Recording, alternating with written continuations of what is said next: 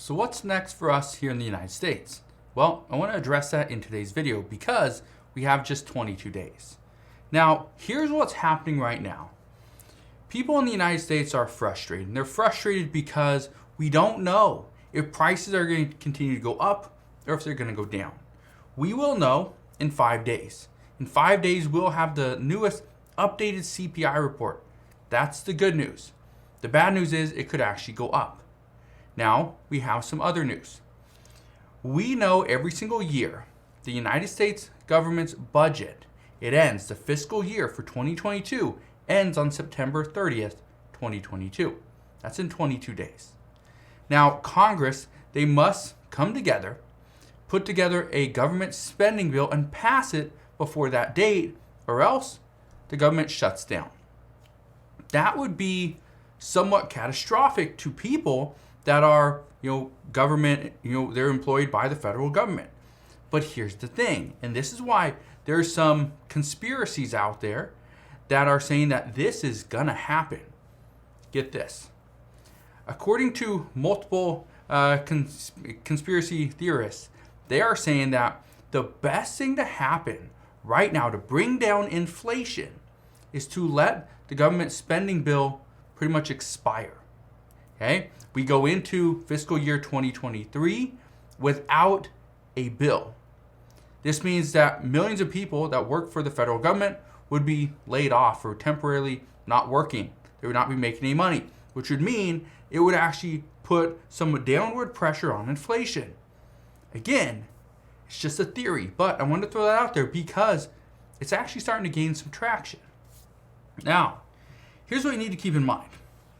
Right now, it's not looking good, and the expectations are that Congress will need to put together something called a continuing resolution.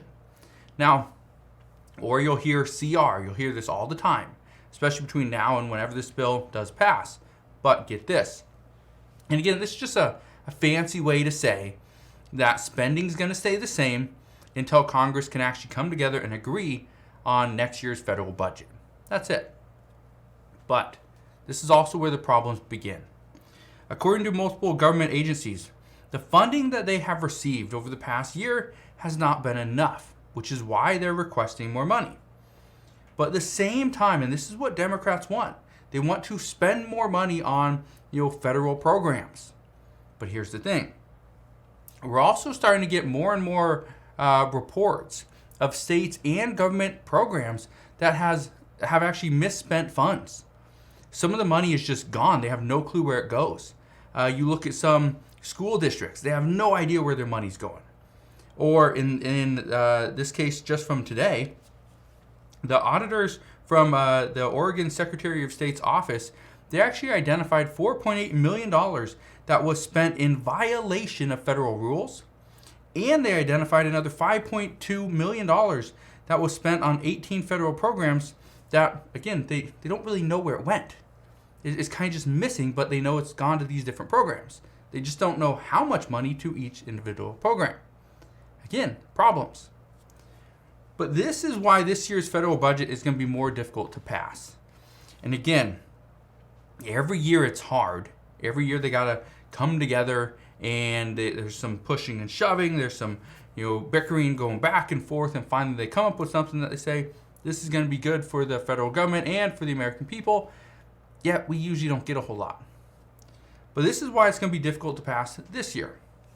First, if Democrats believe that they can win more seats in the House and especially the Senate's the key, then they might want to put off a complete federal budget or an omnibus bill in hopes of just potentially waiting and having more leverage over the Republican Party, over the GOP. Now, along the same lines, Republicans are probably going to do the same thing. If Republicans believe that they will win more seats in the upcoming midterm election than the House and the Senate and would flip over to Republican majority, then what would likely happen is Republicans would either let the current budget expire on September 30th, or the most likely option is both would come together on a short-term stopgap bill. Okay? It'd be a very short term. It would likely go for probably till the the end of January. It would have to go into next year. And I say this because even though the Senate could flip from Democratic majority to Republican, it wouldn't flip until after the next Congress begins, which would be the beginning of January. Okay, so just keep that in mind. Now, either way, it doesn't matter if Democrats hold the majority in the Senate or Republicans do. They have to get 60 votes. They have to get 60 votes on the federal budget in order to get it to pass. But what we know is that the majority party does hold a slight advantage here. And being that the Senate is currently split 50-50, Republicans could gain more leverage if they pass a short-term stopgap bill as opposed to an omnibus bill. But again, that means they have to at least win one seat in the Senate. If they don't win one seat, then it's pretty much all for nothing. Now, lawmakers have been slowly working towards this omnibus bill, but they're working on this entire bill in pieces. And then they try to come together and cram everything together, which is not working and never works, and it creates massive problems. But I want to explain why, okay? I want to explain what's going on. The reason why they are working on this in pieces is because Democrats are trying to get more added to this bill. For instance, Democrats want to make some changes to the overall structure of the federal budget, and Republicans are not having this. But one of the things that Democrats are trying to do, they're trying to add language to codify same-sex marriages into federal law that would actually change the law for all states. I believe currently, could be wrong here, but I believe 13 states ban same-sex marriages. Now, that's just one of the things that Democrats are trying to get pushed into this bill. They're trying to include it into the funding. Now, the other thing that's trying to be done is, and this is something that we learned more recently, is that President Biden, he is demanding an additional $47.1 billion in funding. Okay?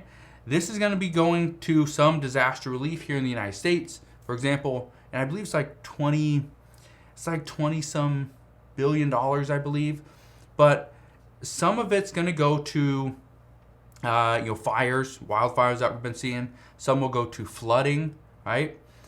We also know an additional $11.7 billion of this emergency fund would go to Ukraine to help in its fight against Russian forces. We also know, and this is where Republicans are like, you know what? No, we are not going to allow this.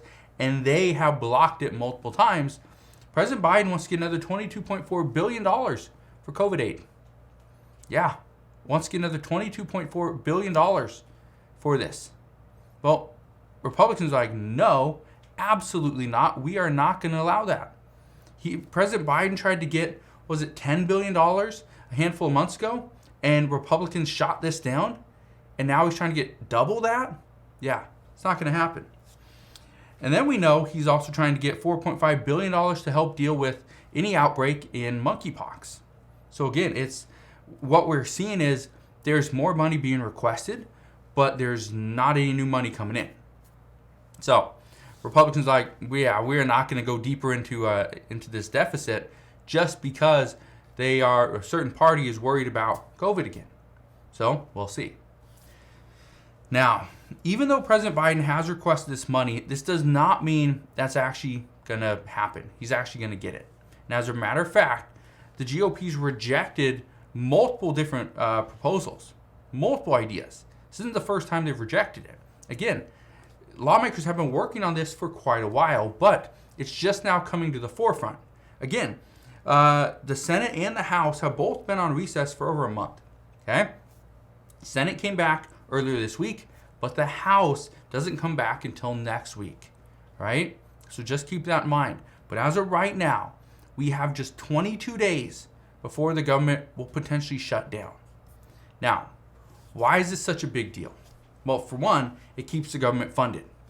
The other reason why this is such a big deal is because there's so much stuff going on right now. We know, and let's say you are employed by a government agency, right? You're a government employee, and you are worried about potentially losing your job or not having an income for a few weeks. It's quite possible. But just keep in mind, as of right now, one of the things that we will likely see is some people are expecting this, we are going to see the government shut down because this would help bring inflation down. All right? So that's what we know at this time. As always, as I know more, I promise I'll come back on and share all latest news and updates. Again, just want to thank you guys for watching. Have a wonderful rest of your day. Consider subscribing, and I'll see you guys on the next one.